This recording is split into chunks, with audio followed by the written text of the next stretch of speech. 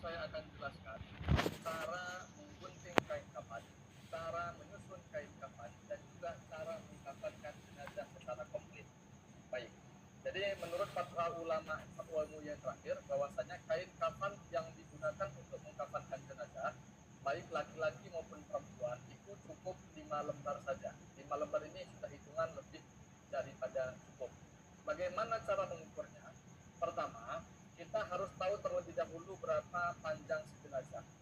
Kalau kita sudah tahu panjangnya, misalnya panjangnya 140 cm kalau anak-anak, kita lebihkan 30 cm bagian atas, 140 tambah 30 sama dengan 170, ditambah 30 bagian bawah 2 meter.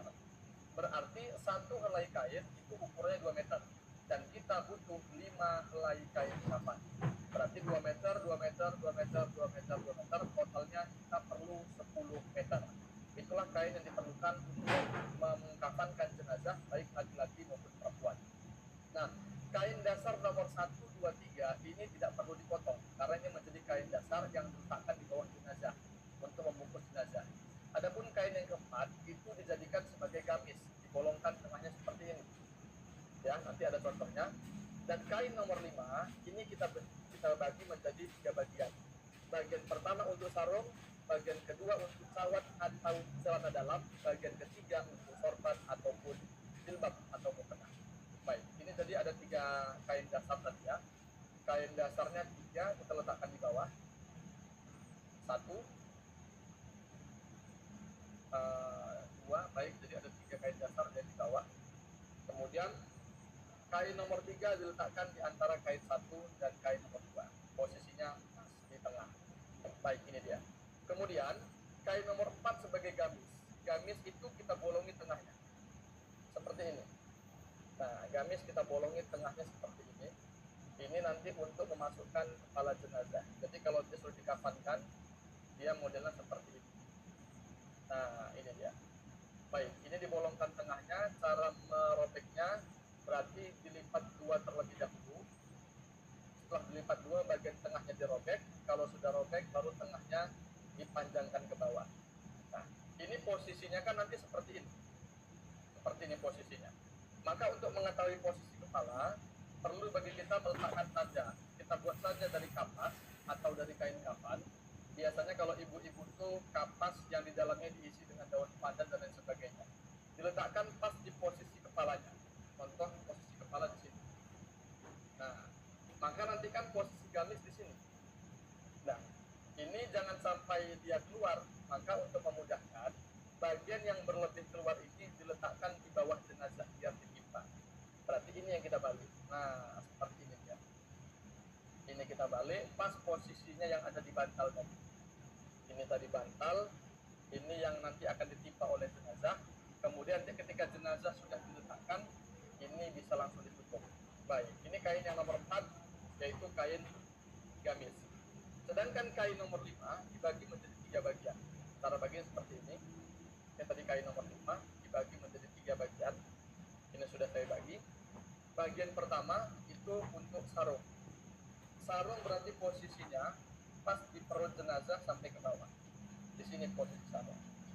Jadi menurut susunannya adalah kain dasar ada 3, kemudian letakkan bantal sebagai tanda kepala, kemudian ada gamis, setelah gamis sarung. Setelah sarung, nah ini sisa kain satu lagi, bagian yang satu lagi adalah kalau dia laki-laki untuk sorban, kalau dia perempuan untuk mukena. Nanti ini di bagian atas. Terakhir kita pasangkan. Kemudian kain nomor 5 yang bagian ketiga sebagai cawat atau celana dalam. Modelnya seperti ini. Nah, cawat ini boleh digunakan nanti ketika di kamar mandi. Setelah jenazah, setelah disolatkan, kemudian jenazah langsung dipakaikan cawat yang terlebih dahulu dilapisi dengan kapas. Ya, tapi kalau kamar mandinya kecil, sempit, tidak memungkinkan menggunakan cawat di kamar mandi, boleh dipakaikan di tempat mengkafankan jenazah. Ya, ini cara mengkafankan, cara menggunakan cawat ya. Bagian talinya berada di bawah. Kemudian ini diletakkan, ini kita masukkan ke bagian, ke bagian selangkangan jenazah. Ya, kemudian kita ikat. Nah, ini sebenarnya gunanya untuk menahan mana tahu ada kotoran atau air-air yang keluar dari jenazah itu bisa ditahan. Jadi jenazah setelah dimandikan sudah dalam posisi bersih dan sangat bersih. Oke. Kemudian ini kan tadi cara menyusunnya. Ini jenazah belum ada, ya kan? Kita perlu memasang tali, meletakkan tali terlebih dahulu. Maka ini bisa kita lipat, nggak bisa lagi. Kita lipat, kemudian kita lipat kecil.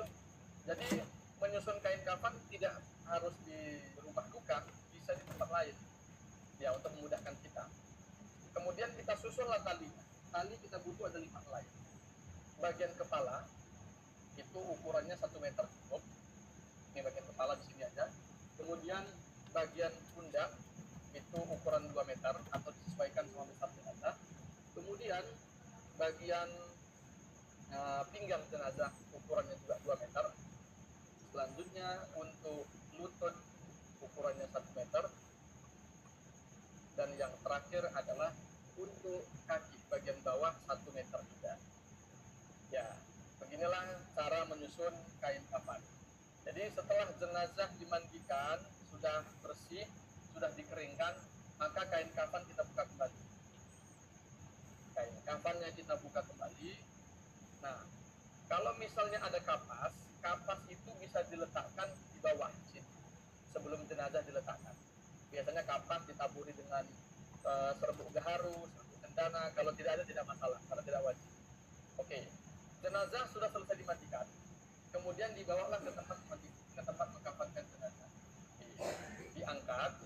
Misalnya ini jenazah masih menggunakan kain basah atau kain panjang yang biasa waktunya pendek. Ini meskipun dia jenazah, aurat tidak boleh dibuka. Maka apa yang pertama kali dipasang ketika jenazah sudah selesai dimandikan, diletakkan di tempat kafan, mengkafankan jenazah. Kemudian ini kain panjang tidak boleh dibuka karena takut nanti terbuka auratnya. Kita pasangkan gamisnya terlebih dahulu. Setelah gamisnya dipasang, sudah jelas auratnya tertutup, barulah kain yang tadi, kain panjang dikenakan. Ya, biasa warnanya tadi. Ya. Baik, tadi kan sudah ada cawat atau kurang dalam. Mungkin yang kurang rapi katanya nggak masalah, karena kita ada sarung kan. Ya, kita letakkan, kita tutup pakai gamis. Biasanya kalau jenazah laki-laki itu tangannya ada di atas gamis. Kalau perempuan tangannya dalam gamis. Oke, sudah seperti ini, aurat tertutup, baru kita bungkus dengan menggunakan sarung. Oke, kan sudah rapi jadi ya, menggunakan sarung. Kemudian barulah jenazah kita ikat, kita satukan, kita geser sedikit. Nah, biar ada sisa atas, kita satukan antara kain yang bawah ini dua-duanya. Iya, kemudian ini kita gulung. Setelah ini kita gulung satu arah. Nanti untuk bagian wajah jangan dulu kita tutup, karena kita masih mau mengasih waktu untuk para pentakziah, untuk misalnya untuk berziarah. Ya, ini sudah kita gulung. Kemudian kita ikatnya berada di sebelah kiri. Karena nanti jenazah ketika diletakkan di pemakaman itu yang bagian bawahnya sebelah kanan. Jadi untuk memudahkan kita nanti untuk membuka ikatan jenazah. Baik, setelah seluruh bagian tubuh jenazah kita ikat dari mulai kaki, lutut, pinggang, kemudian bahu. Nah, yang bagian kepala kita sisakan terlebih dahulu. Kita mau memberikan waktu bagi pentakziah untuk mau berziarah. Ya kan, ini pun belum kita pasang apanya, sorbannya. Jadi kalau laki-laki dipasangkan sorban, perempuan itu dipasangkan mukena. Jadi nanti setelah ini selesai, ya kan, kita kasih waktu para pentakziah untuk berziarah. Yang mau kirimkan doa, yang mau baca doa, mau melihat silahkan. Nanti terakhir kalau sudah selesai waktu takziah, kita izin untuk masuk jenazah. Kita tutup terlebih dahulu wajahnya dengan kapas, kemudian ini kita ikat. Bacaannya ketika meletakkan kapas, la ilaha illallah wahdahu la syarikalah, lahul mulku wa lahul hamdu yuhyi wa yumiitu wa huwa ala kulli syai'in qadir. Kita tutup dengan kapas, kemudian ini kita ikuti lipatannya sebagaimana lipatan yang di bawah tadi semuanya. Kemudian kita ikat bagian atasnya, dan jenazah sudah siap untuk dibawa ke masjid untuk disolatkan. Ikatannya berada di sebelah kiri jenazah, karena nanti jenazah ketika mau diletakkan di pemakaman, dia bawahnya sebelah kanan, jadi memudahkan kita untuk membuka ikatan daripada kain kafan. Beginilah cara menyusun kain kafan dan mengkafankan jenazah dengan lengkap. Mudah-mudahan dapat menjadi pelajaran bagi kita semuanya. Lebih dan kurangnya saya mohon maaf. Yaitu wajib bagi sebagian golongan. Adapun sunnah-sunnahnya, yang pertama, mengangkat tangan pada setiap takbir. Yang kedua, merendahkan suara bacaan. Yang ketiga, membaca ta'awudz. Yang keempat, disunahkan untuk memperbanyak makmum. Yang kelima, dianjurkan untuk memperbanyak shaf.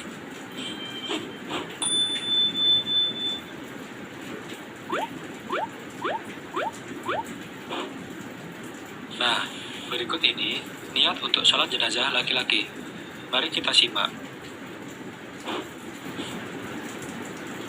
Usalli ala hadzal mayyiti arba'a takbiratin fardal kifayati ma'muman lillahi ta'ala.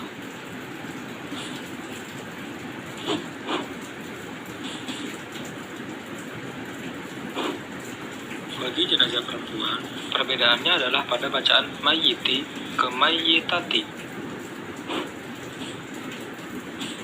Usalli ala hadhil mayyitati arba'a takbiratin fardal kifayati ma'muman lillahi ta'ala.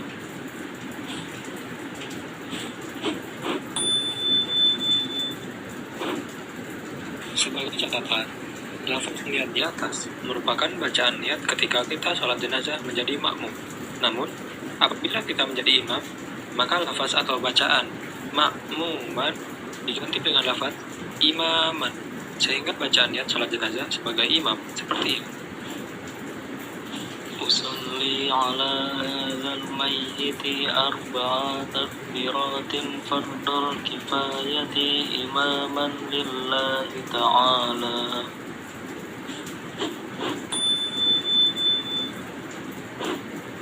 Setelah niat sudah, sekarang masuk ke takbir pertama. Baca ta'awudz, lalu bismillah, serta surat Al-Fatihah. Allahu Akbar. A'udzu billahi minasyaitonir rajim. Bismillahirrahmanirrahim. Alhamdulillahi rabbil alamin. Ar-Rahmanir Rahim. Maliki yaumiddin. Iyyaka na'budu wa iyyaka nasta'in. Ihdinas siratal mustaqim. Siratal ladzina an'amta 'alaihim ghairil maghdubi 'alaihim waladdallin. Selanjutnya ke takbir kedua. Di takbir kedua ini, kita akan membaca shalawat Nabi. Yuk kita simak langsung bacaannya. Allahu Akbar. Allahumma salli ala Muhammad wa ala ali Muhammad kama sallaita ala Ibrahim wa ala ali Ibrahim wa barik ala Muhammad wa ala ali Muhammad kama barakta ala Ibrahim wa ala ali Ibrahim fil alamin innaka Hamidum Majid. Sekarang lanjut ke takbir ketiga. Bacaannya merupakan doa untuk sang jenazah. Yuk kita simak bacaannya. Allahu Akbar. Allahumma ighfir lahu warhamhu wa'afihi wa'fu anhu wa akrim nuzulahu wa wassi' madkhalahu waghsilhu bil ma'i was-salji wal bardi wa nakkihi minal khotoya kama yunakkas sawbul abayadu minat danasi wa abdilhu daran khairan min darihi wa ahlan khairan min ahlihi wa zawjan khairan min zawjihi wa kihi fitnatal qabri wa azaban nar. Nah, itu tadi doa untuk jenazah laki-laki. Untuk jenazah perempuan, kita tinggal mengganti huruf hu dengan huruf ha untuk jenazah perempuan. Jadi seperti ini teman-teman. Allahu Akbar. Allahumma ighfir laha warhamha wa'afiha wa'fu anha wa akrim nuzulaha wa wassi' madkhalaha wa ghsilha bil ma'i was salji wal baradi wa nakkiha minal khotoya kama yunakkas sawbul abayadu minad danasi wa abdilha daron khairan min dariha wa ahlan khairan min ahliha wa zawjan khairan min zawjiha wa kiha fitnatal qabri wa azaban nar. Tapi jika jenazahnya anak-anak, maka doanya seperti ini. Allahu Akbar. Allahumma ij'alhu faratan wa dhukhran liwalidayhi wa safi'an mujaban. Allahumma sakkil bihim mawazinihima wa a'dim bihi ujurahuma wa alhiqhu bisalihil mu'minina waj'alhu fi kafalati Ibrahim wa qi bi rahmatika 'adzabal jahim.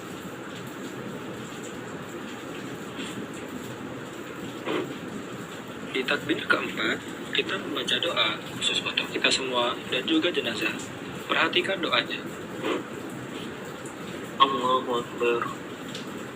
Allahumma la tahrimna ajrahu wa la taftinna ba'dahu waghfir lana wa lahu wa li ikhwanina alladhina sabaquna bil imani wa la taj'al fi qulubina ghillan lil ladzina amanu rabbana in.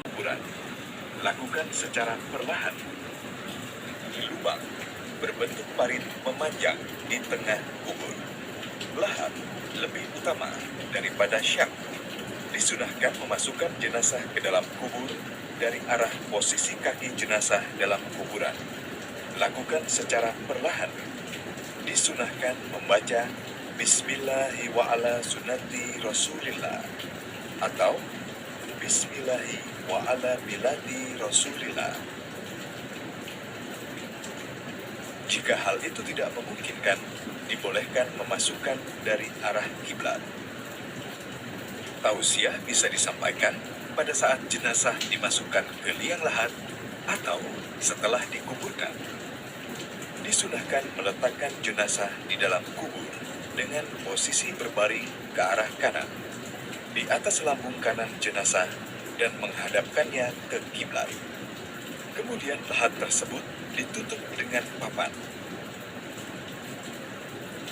Setelah jenazah diletakkan, maka setiap muslim yang hadir disunahkan untuk menggenggam tanah dengan 3 genggaman dan ditaburkan ke dalam kuburan.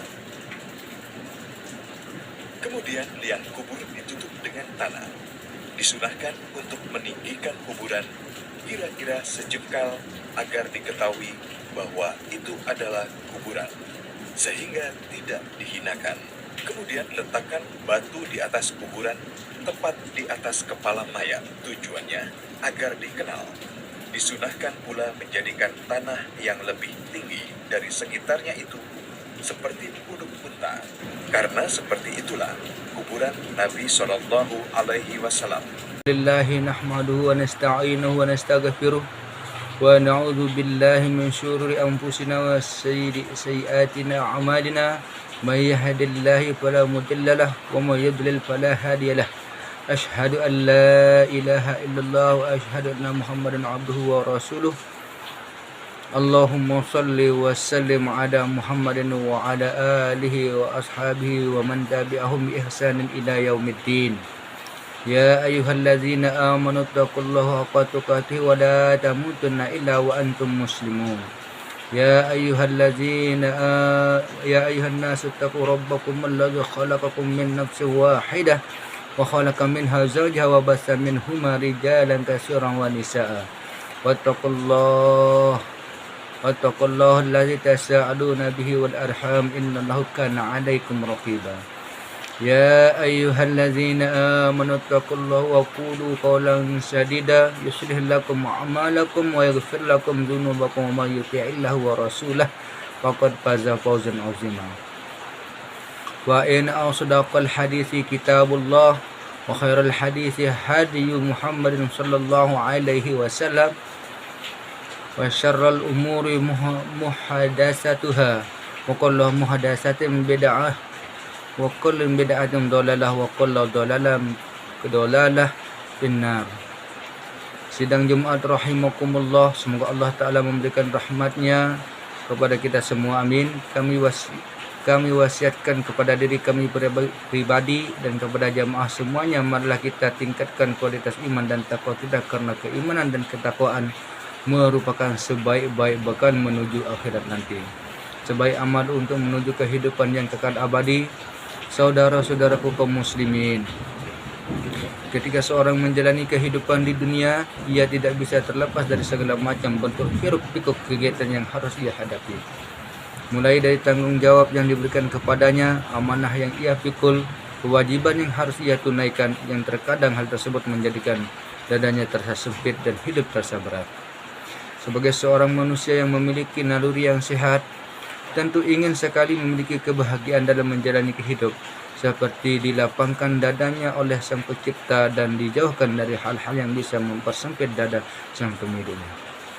Oleh karena itu, di antara sekian banyak kenikmatan yang Allah Ta'ala karuniakan kepada Nabi Muhammad SAW adalah nikmat dilapangkan dadanya. Allah Azza wa Jalla berfirman, "Alam nashrah laka sadrak." Bukanlah kami telah melapangkan dadamu Muhammad. Quran surat Al-Insyirah ayat 1. Kemudian lihatlah kisah Nabi Musa alaihi salam, di antara para Nabi Ul Azmi yang diuji dengan tingkah pola dan perilaku kaumnya yang rusak. Pemimpin para Nabi dari kaum Bani Israel, ketika beliau diangkat menjadi seorang Nabi sekaligus sebagai Rasul, utusan Allah yang Maha Kuasa, Allah Ta'ala memerintahkan Nabinya ini untuk menemui Fir'aun. Lantas apa yang Nabi Musa alaihissalam minta kepada Allah ketika itu? Pertama kali beliau meminta kelapangan sembari berkata, "Qala rabbi shrah li sadri wa yassir li amri." Ya Musa berkata, "Ya Tuhanku, lapangkanlah dadaku dan mudahkanlah untuk urusanku." Quran surat Taha ayat 25 sampai 26. Kaum muslimin yang berbahagia, belajarilah Al-Quran, belajar tajwid, tahsinnya, perdalam memahami arti dan tafsirnya. Renungi apa yang terkandung di dalamnya secara perlahan, dan terhadap niscaya engkau akan mendapatkan rahasia. Di antara sebab terbesar seorang dilapangkan dada oleh Allah yang Maha Pemurah adalah dijadikannya ia sebagai seorang muslimin sejati, mengikuti ajaran Islam dengan benar dan berpegang teguh dengannya. Allah Azza wa Jalla berfirman, "Afaman syarahallahu sadrah lil Islam fahuwa ala nuril min rabbih wa wailal lil qasiyati qulubuhum min zikrillahi ulaika fi dhalalin mubin." Yang artinya, maka apakah orang yang dibukakan Allah hatinya untuk menerima agama Islam, lalu ia mendapat cahaya dari Tuhannya, sama dengan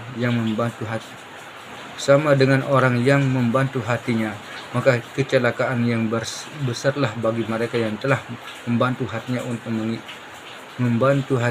mengingat Allah, yaitu dalam kesesatan yang nyata. Az-Zumar ayat 22. Dalam ayat lain Allah Azza wa Jalla berfirman, "Faman yuridillahu ay yahdiyahu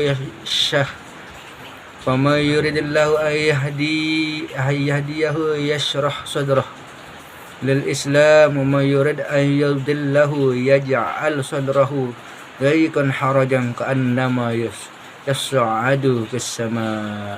Kadzalika yaj'alullahu ar-rijsa 'alal ladzi la yu'minun." Yang artinya, barang siapa yang Allah hendaki akan memberikan kepadanya petunjuk, niscaya dia melapangkan dadanya untuk memeluk agama Islam. Dan barang siapa yang dikehendaki Allah kesesatannya, niscaya Allah menjadikan dadanya sesat lagi sempit, seolah-olah ia sedang mendaki langit. Begitulah Allah menimpa siksa kepada orang-orang yang tidak beriman. Quran Surat Al-An'am ayat 125. Maka dengan beragama Islam secara benar dan baik, tidak neko-neko, walaupun sering jatuh pada salah dan khilaf karena tidak mashum sebagaimana para rasul, hanya insan biasa. Yang penting dari itu semua, dia mau kembali kepada Allah yang Maha Pengasih, serta bersegera untuk bertaubat kepada Allah yang Maha Penerima taubat. Maka ini adalah modal besar menghadapi sempitnya dunia itu. Kaum muslimin jamaah Jumat, semoga Allah yang Maha Pemurah menganugerahkan taufiknya kepada kita semua. Amin. Setelah kita mengetahui bahawa agama Islam adalah sebab terbesar dilapangkan dada seseorang dan diberikannya kehidupan hidayah dari Allah Azza wa Jalla, maka sudah sepantasnya seorang muslim menjaga dirinya dari segala hal yang mampu menghilangkan pokok keislaman tersebut.